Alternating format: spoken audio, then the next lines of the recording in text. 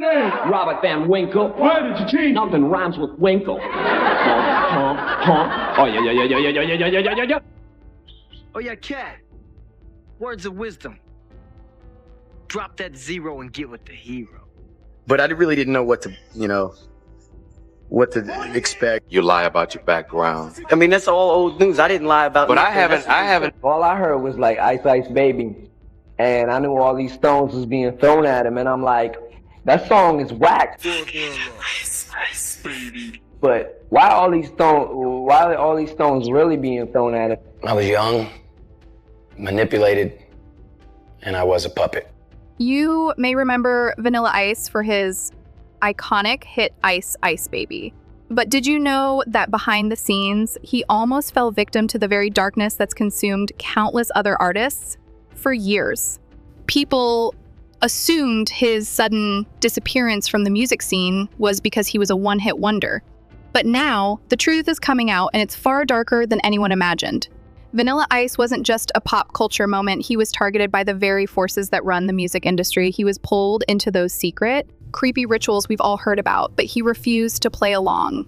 Instead of becoming just another pawn in the industry's game, he walked away from it all. Let's dive into how Vanilla Ice survived the industry's sinister side, and how leaving it behind might have been the smartest thing he ever did. And how walking away might have been the smartest thing he ever did. Let's get into it. All my dreams that I thought were dreams turned out to be nightmares. And I figured out the biggest value and purpose in life is that it has nothing to do with money or buying all these things. Vanilla Ice, the poster boy of early 90s pop rap. Vanilla Ice, born Robert Matthew Van Winkle, was the face of early 90s rap and pop culture when his hit single Ice Ice Baby hit #1 on the Billboard Hot 100. It catapulted him to fame faster than anyone could have anticipated. It was a song that introduced mainstream America to rap music, and Vanilla Ice became the poster boy for white rap in a predominantly black genre. But what seemed like an instant success came with hidden strings attached. Ice was soon caught in the crosshairs of powerful industry figures. He quickly went from being the most sought-after artist in the world to being targeted by music executives and people with much darker intentions. In the midst of his fame, reports began to surface about those secret industry rituals. Allegedly, Ice was approached by influential figures, those high-ranking executives who orchestrated the freak-off parties that have now been tied to names like Diddy. But Vanilla Ice wasn't just another star ready to be manipulated by the system. When he was pulled into this underworld of power, he made a choice, he walked away. Having relationships with guys, no. Was I doing things with guys that would probably be deemed to be gay? The message of the devil. It's a spiritual war. So what happens is, in order for that artist to be in position to even mislead the people, they have to be worthy. This is hazing. This is the hazing aspect of it. In order to climb the ladder in the music industry, you have to be hazed. And when you're getting hazed, you're getting in your You think you say like basically this homosexual ritual? I'm saying, how does the industry situation turn me into a man? It really didn't. If anything, it tried to take man's stripes from me. So recently, while Vanilla Ice was riding high on the success of his music, those same powerful figures tried to pull him deeper into the darker side of the music business. Allegedly, exploitation have been linked to many major figures in the industry, including Diddy. Ice, however, didn't fall into the trap. Instead of going along with the industry's rituals, he straight up refused to be a part of it. It was a pivotal moment in his career that could have ended very differently. This refusal didn't come without its consequences. Vanilla Ice's career began to fade after his refusal to comply with the industry's darker side. While others were pulled deeper into the machine, Ice disappeared from the spotlight, walking away from fame and all the trappings that came with it. But did this move save his life? And then he just left. This is a quote that you said in one of your interviews. You said, at one point in my life, I didn't even know who I was, what my purpose was. I didn't want to live anymore. With hundreds of millions of dollars in the bank, I didn't give a shit about life. Who I am today is a complete flip the script opposite of that, and just super grateful, man, for my family, for my kids. And that's the meaning of life, man. The true meaning of life. 100%. We can go around as a young person in this globe and see life in a different way. And then you know what happens is, I shook this whole globe up, you know, like a snow globe. I shook it up.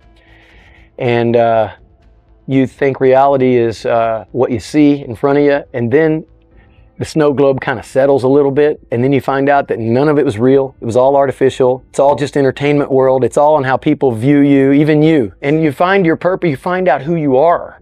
And I didn't know who I was. You know what I mean? Like, yeah. I know Justin Bieber could definitely use some advice. Yeah. Lost. Because with all the success, nobody that, especially with what happened to me, 10 times even bigger than Bieber, because, or anybody, because of being me and white and who I am. And at the time, it was something far more impactful, if that makes any sense, for people to hate on or take a punch at or anything, right? So it was a groundbreaking thing that really was, and probably could have killed me in many, many ways.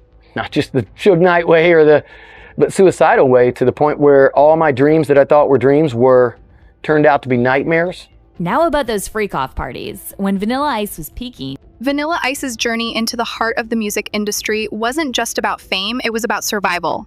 As Ice's popularity grew, the pressure to conform to the industry's unspoken rules became more intense. The price of fame wasn't just about making music anymore, it was about making sacrifices.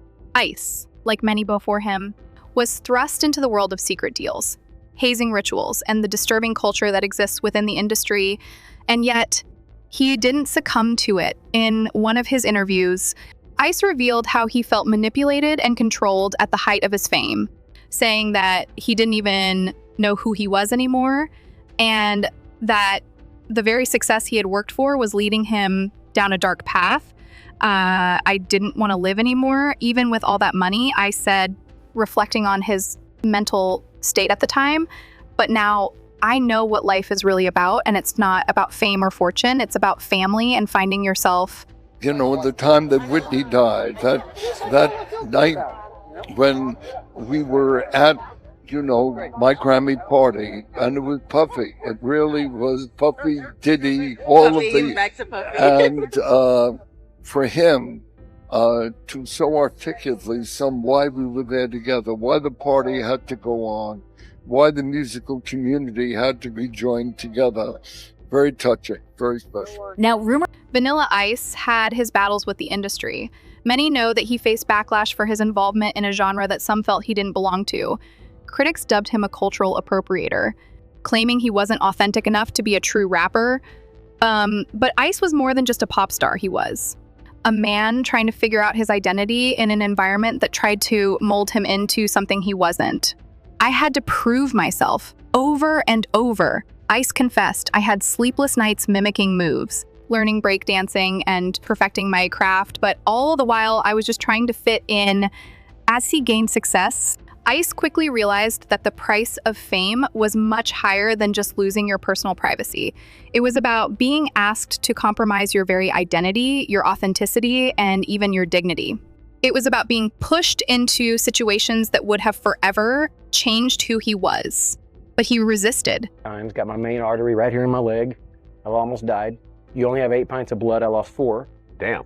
And it was in my friend's seat for 3 months after. It still didn't even dry up. Like, he had the sponge seat, you know, underneath it. And it was in the seat when he took me to the hospital. My buddy Phil took me to the hospital. It was his fight. It wasn't even my fight. I didn't even know who this guy was. I was his passenger. And he's in the front yard of some dude's house. And he goes up, and the dude comes out in his trench coat, and Phil runs turns into the biggest in the world and runs. And I'm standing there, and I'm like, what the that shit? The dude was coming at him, and he turns around and ran. Huh. This is my big ass Phil, man, the big dude. And the guy came at me. He goes, you want some of this, mother? I go, I don't even know who you are. I don't know what this is, bro. What's going on? And mother just standing there, and he's yuck.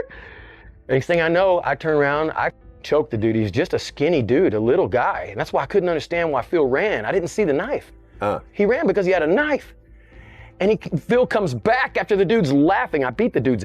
He saw me. Phil was 2 houses down, and front yard looking at me. I'm fighting this dude, didn't even know he was stabbing me. And I'm choking him, and I choked him out. Did one of those old UFC moves. I put him on the ground, and I just choked him out. I'm punching him in the face. I beat his ass. Skinny little dude, he was easy to beat up. I let him go, he's out, and I get up, and he's still on the ground, and he's laughing at me. I'm like, why are you laughing, dude? I just beat your ass. And I go to, I'm exhausted, so I put my hands like this, and my hand slipped off. And I go, what the? I looked at it, and it was blood everywhere, and you got my main artery here. It was just gushing out like some you see out of the movies where just an artery is main thing. It squirts out. And he got me in my ass cheek. He stabbed me across here. Got 47 stitches on my hand. 47 stitches. From here, see it? Right here, all the way down to here. I mean, I got scars. There's the artery right there, dog. Not to show you my untanned leg. I don't wear tight shorts and that's where the knife went in right there. And I'll spare you the details of my ass, but yeah, we don't need to see there's that. The scar there. Scar stories, man. Nothing to it. By the time Diddy became a superstar, Ice had already stepped away from the spotlight. But the industry's shadow still loomed large, allegedly. Some of the same industry higher-ups who tried to manipulate Ice were the same ones who helped cultivate Diddy's empire. These figures, some of the most powerful in the music industry, knew exactly how to control their artists, using rituals and manipulation to keep them in line. But Ice didn't just walk away quietly, he fought back. He didn't let the industry turn him into another puppet. And while his exit was abrupt, it may have been the smartest thing he ever did. I knew I was being pushed into a dark corner, but I had to get out before it consumed me. Ice said. I walked away from it all, and I've never looked back. My music went number one. And when it went number one, all of a sudden my crowds went, well, I went from smaller crowds to huge stadiums. In rap music, it just hadn't been done like that before. So for me, I was just like, whoa. Today, Vanilla Ice is no longer the pop sensation he once was, but he has reinvented himself in a way that many never expected. After leaving the music industry, Ice turned his attention to real estate, turning his once enormous fortune into a lucrative career in property renovation. Ice found stability and peace in a new world, a world far removed from the madness of the music business. He now owns multiple properties and even starred in his own TV show, The Vanilla Ice Project, where he flips houses for a living. His career in real estate has been incredibly successful, and he's found the happiness and security he was never able to attain in the music industry. Ice. Now, a family man is grateful for the life he has built, one that doesn't involve the manipulation and exploitation that plagued his earlier years. Rap music is also black. I'm not taking anything from anybody. I realize this, and it's just a street form of music, and you know, music in general is about expression, and that's the way I express myself. Vanilla Ice's decision to walk away from the music industry at the height of his fame wasn't just a career move, it was an act of self-preservation. By avoiding the industry's dark side, Ice was able to escape the traps that have ensnared countless others before him. His legacy isn't just defined by Ice Ice Baby, it's defined by the way he broke free from the industry's control, choosing to live life on his own terms. Was it the right move for him? Many believe it was. Vanilla Ice may not be in the spotlight anymore, but his story serves as a cautionary tale, a story of survival in an industry that demands more than just talent. It demands your soul. What do you think about Vanilla Ice's decision to leave the music industry? Do you believe he escaped the industry's dark side? Drop your thoughts in the comments below. And don't forget to subscribe for more insider stories like this one. It's just, you know, they write whatever they want to write in the newspapers and stuff. And, you know, I can't help it if, you know, certain people don't like me. I got 11 million fans that do. Yeah. Well, you know, there's always going to be a bad apple in the bunch. Ever since my record went number one, everybody's got it, you know, I'm a prime suspect to be picked on. And they're picking on me. I mean, that's all there is to it. I am from the streets, and if you can't see that I'm from the streets, then you're blind. Because the majority of white people, you know, cannot dance, and they don't have much rhythm, you know? And here I am on tour now with, I think it was MC Hammer, and it's just gone mainstream. And it was us because it was my record that was first rap record to go number one. So it was pretty phenomenal how it just, you know, we brought it kind of out of the hood and into the mainstream. I mean, every bit of it, it affected it still to this day. I mean, I owe it all to that, and all the goods, the bads, and everything, I owe it to that. But yesterday's history, tomorrow's a mystery, and I take life day by day, you know? Yeah, and you know, it's amazing. I'm very grateful for it, and that's why I was telling you, you can't go back and change your negatives, but you can embrace them and turn them into positives by saying, I'm not gonna go down that path again. Right. But how did black artists treat you? Great. That's where I'm. Listen, like Tupac or Biggie or those guys. Oh, good friends of mine. I was friends with Tupac way before he even blew up. When he was with NWA? Digital Underground, NWA. I was the opening act. Listen, I was the opening act for the opening act for the opening act for the opener for the opener when we did the Stop the Violence tour with NWA, Stetsa Sonic, EPMD, Sir Mix-a-Lot. So I was that kid out there, and they were great friends. They embraced me, man. Tupac was known for speaking out about being real in hip hop. Yeah, Tupac and I are good friends. Yes. Good dude. Gave me some of my greatest advice because he saw me going through hell with all the hatred and all the shit, and he stood up for me and said straight up, Ice, you're dope. He goes, I want you to know you're one of the great ones. You're dope. You're going to leave your mark, your legacy. And this is before it happened. He knew it. This guy had... I had my bodyguards who had guns, and they had their people which had guns, and they had us outpowered and outnumbered. Talking publicly about it for the first time, Van Winkle describes a terrifying night in his suite at a Beverly Hills hotel when he says Suge Knight showed up with 6 other men. Roughed one of my bodyguards up. They roughed everybody else and my whole entourage up. For the real estate, I've been doing it for over 30-something years. I've been a GC. I went to design school, got a degree 18 years ago. Oh, wow. I mean, that's why the TV show has 180 episodes and 13 seasons, is because we still just do it. I really do it. There's no fluff to my show, you know? I go to seminars all over the world, man. Anytime a seminar comes in, and I'll go to real estate seminars, I'll go to self-help seminars, I go to all kinds of things. I'm really clean. Like I had a weekend, like you, I think, that lasted about 3 years, way back in my early 20s, and then I've been clean since, so it's been a long time because I'm getting older. Basically, Ice knew not to sell out and turn down those industry parties. This sleepy little town is about to become cool as ice. Drop it.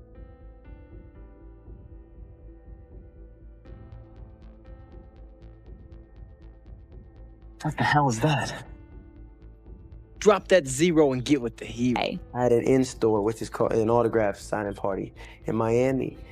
And this place only holds the record store is called Specs, and it only holds 500 people. And there's 5,000 people showed up. All hanging out in the mall, hanging outside, inside, completely packed. And I had 3 security guards, plus the mall security, which was about 7 of them. So there's about 10 security guards all together. And I go, okay, come up next. Whoever wants to come next, get a autograph. Wow. The whole crowd. I mean, they ripped. I had my MTV shirt on and everything, and they ripped it completely off. My censorship shirt, ripped it completely off. Broke my watch on the concrete. The security guards had to drag me out of there because the girls had hold of my pants and I couldn't walk, and I was just getting dragged this way and pulled this way. It was incredible. It was terrible. They wrote on the limo with a marker, "We love you, Vanilla Ice," on an all-white limousine with a magic marker that doesn't, a permanent marker. Yeah, it was crazy. The more I think about it, the more crazy it was. Arsenio Hall show, at first I was a fan, you know. Well, what you gonna do? And then I became definitely not a fan of the show, especially after I did the show. Call me Vanilla Ice. Yeah. In all fairness to my audience, when you talk about Vanilla Ice, I was mad at Vanilla Ice before the interview started. You have been embroiled in a lot of controversy. The press has been really hard on you lately, saying that you lie about your background. I mean, that's all old news. I didn't lie about. But I haven't interviewed you, so it's new news for my audience. So let's get into it. All right. I thought he was a little hard on me. He was venomous. I've heard stories about me lying about where I came from and everything, and I never lied. Let me just tell you, when the record company creates all this stuff, bios around you, and, you know, they have your own publicists and everything, they create this image, okay? This image. And it's easy to hate on that image because it's a novelty act image, you know? I was kind of thrown into this new kids with snot category, you know? Later on, Ice explained that he was just trying to fit in and felt shy about telling people he was really from Dallas.